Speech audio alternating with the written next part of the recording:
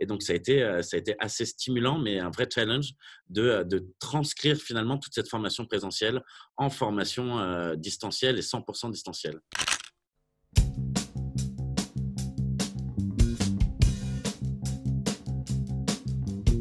Je suis donc Mathieu Michal, je suis formateur et mentor à l'école W, et puis je suis également cofondateur de l'agence Portemire. C'est très marrant parce que le confinement est arrivé un jeudi soir, je crois, et le lundi qui suivait, j'avais 4 semaines de formation avec 90 étudiants de l'école W et 9 formateurs. Donc, il a fallu, en l'espace de 48 heures, transformer l'ensemble de cette formation, qui était une formation présentielle, qui était axée sur la pratique. Là, les formateurs, ils ont dû être souvent beaucoup plus coach et être beaucoup plus sur du rapport individuel pour accompagner les élèves. Et c'est ça qui a été assez différent parce que la posture du formateur a un peu évolué pendant ce confinement. Et donc, il a fallu totalement réinventer la pédagogie du coup. La première réflexion, c'est comment font les autres ?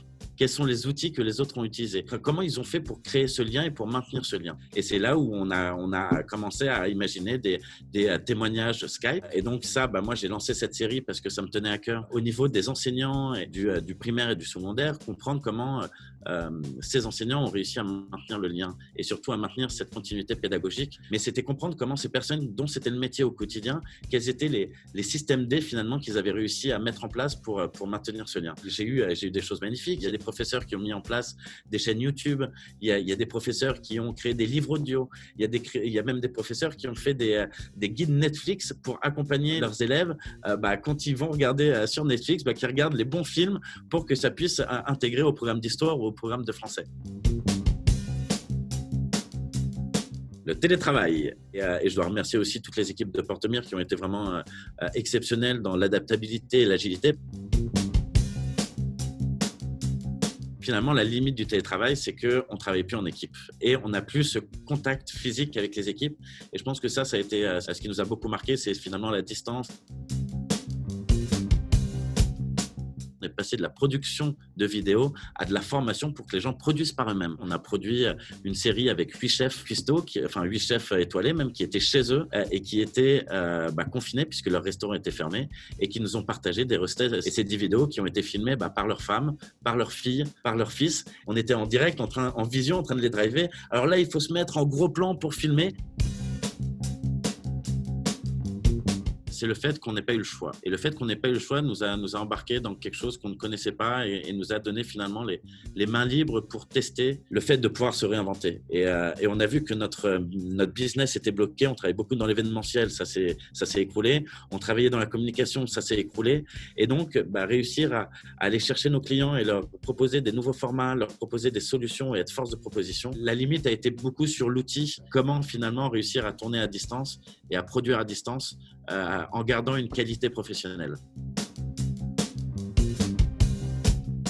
Par exemple, pour les montages, il y avait des cours en classe virtuelle qui nous permettaient de transmettre les différentes notions pédagogiques, les différents savoirs, mais surtout tout de suite après, il y avait des exercices pratiques où là, les étudiants étaient en autonomie, seuls chez eux, ils devaient réaliser des vidéos. Le canal ouvert, le canal Skype, parce qu'on était sur Skype, le canal ouvert, et ce qui permettait qu'en direct, ils faisaient leurs exercices et ils revenaient vers nous pour avoir des petits débriefs individuels. Sur des classes de 20, 25, il y en a toujours une bonne dizaine qui sont très, très assidus. Un peu plus compliqué pour essayer de maintenir cette interactivité. Donc, moi, j'utilisais finalement les deux outils que j'avais sur ces classes virtuelles. J'avais à la fois le chat qui me permettait d'avoir des retours très rapides sur des notions qu'ils avaient compris ou non. Et puis aussi, le fait par moment, je les nommais et je leur demandais d'ouvrir leur micro pour répondre à des questions bien précises pour vraiment les engager. Résilience. Ce qui est essentiel, je pense, c'est de former les jeunes générations aux outils numériques. Si on peut former à la vidéo des gens à distance, je pense qu'on peut les former à peu près à tout à distance.